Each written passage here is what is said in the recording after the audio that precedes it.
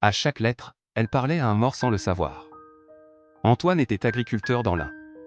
Avant la guerre, il travaillait la terre, une vie simple, rythmée par les saisons. En 1910, il épouse Claudine. Une vie à deux qui ne dure que quelques années avant l'appel du front. Mobilisé comme seconde classe au 223e régiment d'infanterie, Antoine écrit régulièrement à sa femme.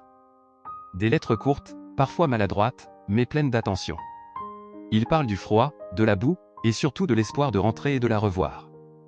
À l'automne 1915, son unité est engagée dans les combats meurtriers de Lorraine. Les attaques sont brutales, les pertes énormes. Ce jour-là, des centaines d'hommes tombent en quelques heures. Antoine en fait partie. Officiellement, il est tué à l'ennemi. Dans les faits, il devient l'un de ces noms perdus parmi tant d'autres. Mais la guerre ne s'arrête pas pour Claudine. Pendant près de 3 semaines, elle continue d'écrire. Des lettres pleines d'amour, sans savoir qu'il ne les lira jamais.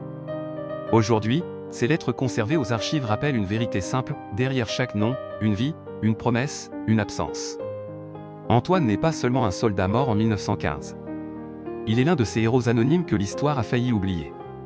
Son histoire rappelle que derrière chaque nom gravé sur un monument, il y avait une voix, une famille, et des lettres qui ont continué à parler dans le vide.